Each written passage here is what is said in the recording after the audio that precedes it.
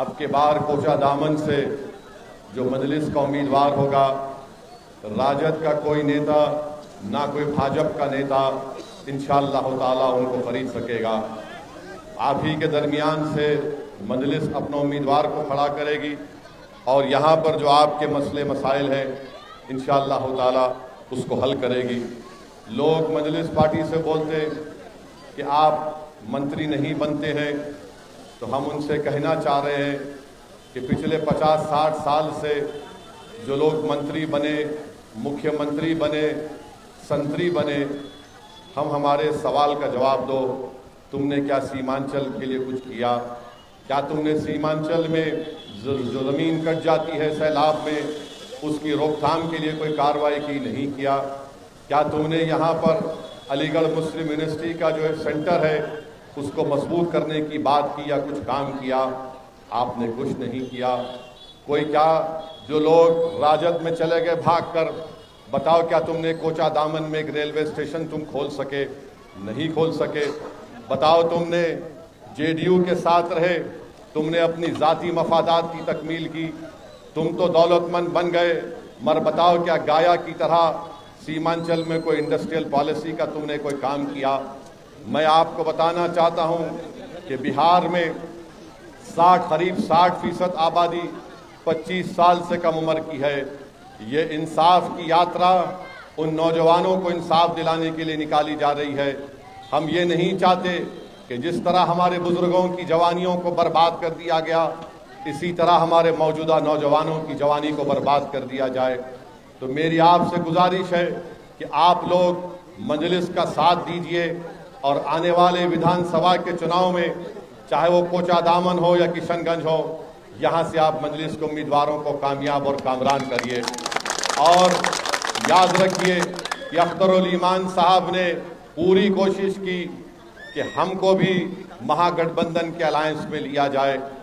اختر الایمان صاحب نے بحیثیت بہار پردیش کے ادھیکش کے 2 خط لکھے اور آخری خط انہوں نے تیجسوی یادو کو لکھا، اور اس خط میں اختر الایمان نے لکھا کہ ہم کو 6 ودھان سبھا کی سیٹ دی جائے، اگر تمہاری سطح بنتی ہے تو ہم کو منتری کا بھی پوسٹ نہیں چاہیے، ہم صرف یہی چاہتے ہیں کہ سیمانچل ڈیولپمنٹ کونسل بنایا جائے تاکہ ہمارے بھارت کے سمویدھان میں جو اس کی گنجائش ہے اس کے تحت سیمانچل میں انصاف ہو۔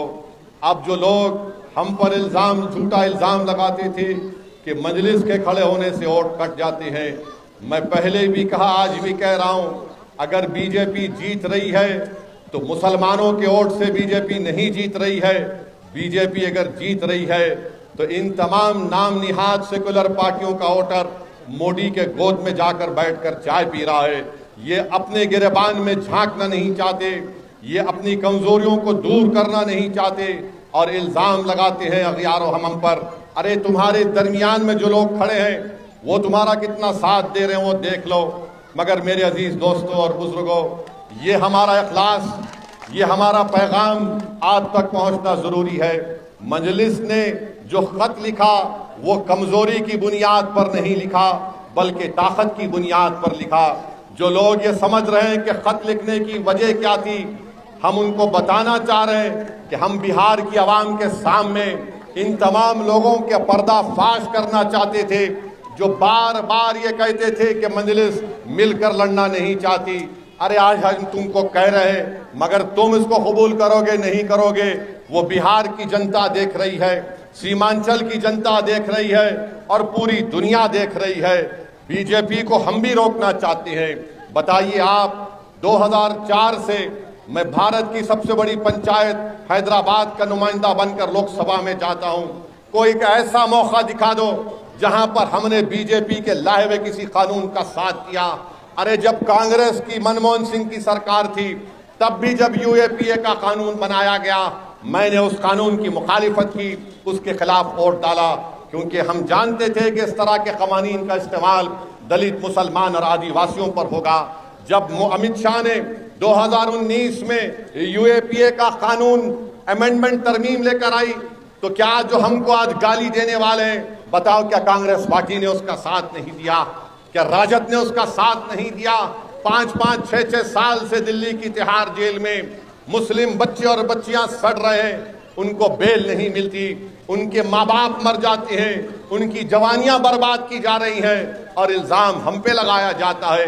मैं साफ तौर पर कह चुका हूं और कह रहा हूं, ओवैसी यहां पर आया है बिहार में, सीमांचल में। मैं यहां पर जब तक अल्लाह मुझे जिंदा रखेगा, मैं सीमांचल की लड़ाई लड़ता रहूंगा। मेरी मौत मेरी इस आवाज को बंद कर सकती है। मैं मर भी जाऊंगा तो मुझे यकीन है कि हम जो सीमांचल की लड़ाई का आगाज किए हैं, जब हम खबरों में जाकर आराम से सो जाएंगे, तब भी हमको यकीन है कि सीमांचल में एक इनकलाब बर्पा करके जाएंगे, यहाँ पर नेता बनाकर जाएंगे, उससे पहले नहीं जाएंगे। हमने 60 साल गुलामी की मुख्तलिफ सियासी पार्टियों की, 20-25 साल कांग्रेस को सत्ता मिली बिहार में, 15 साल राजद को मौका मिला, अब 21 साल या 22 साल नीतीश कुमार को हो गए।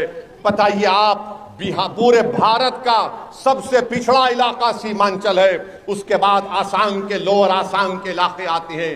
इसके जिम्मेदार हम भी हैं किसी हद तक, मुझे माफ कर देना, मैं सच्चाई को आपके सामने बयान कर रहा हूं। इस नाइंसाफी को अगर खत्म करना है, इंसाफ को हासिल करना है, तो हमको मिलकर मजलिस के नुमाइंदों को कामयाब करना पड़ेगा। हमको मंत्री बनने का शौक नहीं है, हमको मंत्री या मुख्यमंत्री बनाने का शौक नहीं है। हमारी जिद और हमारी जिंदगी का मकसद ये है कि जिस तरह बिहार के मुख्तलिफ इलाकों में लोग इज्जत की जिंदगी गुजारते हैं, उसी तरह की इज्जत की जिंदगी किशनगंज, कोचा दामन और सीमांचल की जनता को मिले। ये मजहब की लड़ाई नहीं है, ये सीमांचल की लड़ाई है। इसमें आपका साथ चाहिए। जो बेईमान थे वो चंद पैसों के लिए अपना ईमान बेचकर भाग गए। जो ज़र्फ वाले थे, जिसमें ईमान था, वो अख्तरुल ईमान है, जो आपके सामने खड़ा होकर लड़ रहा है। लोग बोलते हैं कि अरे आप मंत्री नहीं बने तो क्या होगा। अरे जो मंत्री बनता है वो सिर्फ अपने घर को मोटा कर सकता है, वो गरीब की गरीबी को मिटा नहीं सकता। जो मंत्री बनता है वो तुम्हारा नुमाइंदा नहीं होता, वो उस पार्टी की जबान के नुमाइंदा होता है। अरे आपका जब नुमाइंदा होगा, आपने देखा होगा कि ये 4 भगोड़े भाग गए, मगर एक शेर था जो बिहार की विधानसभा को हिला के रख दिया।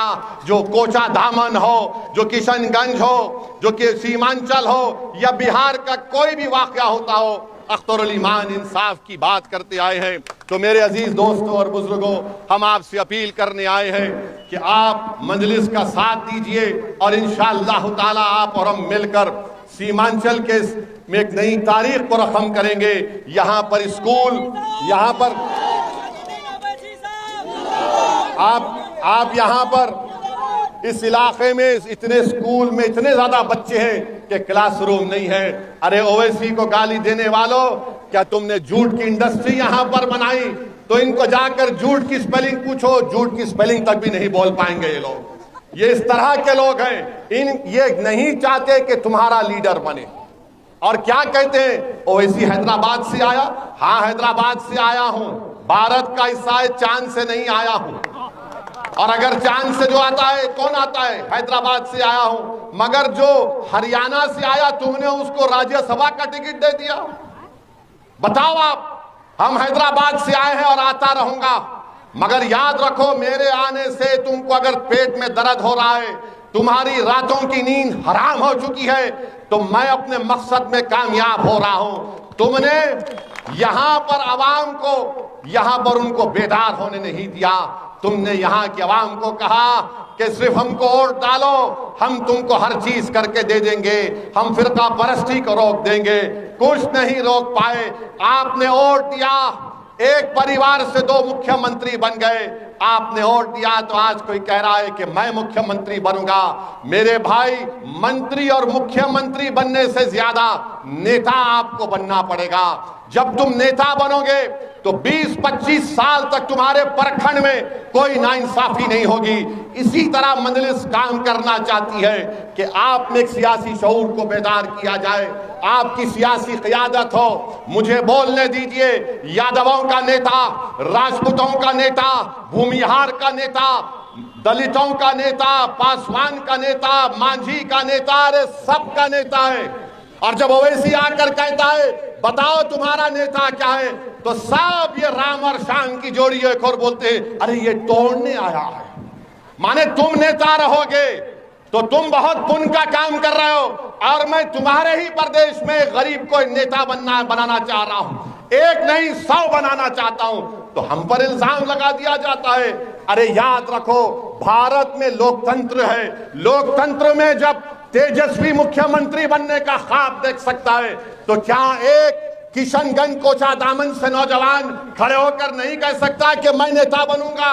ارے کیا ہم پیدا اس لیے ہوئے کہ تمہارے خوابوں کو پورا کریں گے اور ہم اپنے خوابوں کو چکنا چور کر دیں گے؟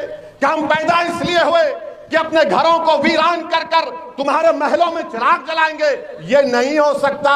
یہ برابری کی لڑائی ہے، یہ انصاف کا تقاضا یہ ہے۔ اگر تم کو کوئی چیز ملے گی تو مجھے بھی ملنا چاہیے۔ میں اب تمہارے سامنے سر جھکا کر تم کو اپنا نیتا ماننے کو تیار نہیں ہوں۔ تم بات کرنا چاہ رہے ہو تو برابری کی بات ہوگی، غلامی کی بات کبھی نہیں ہو سکتی انشاءاللہ تعالی۔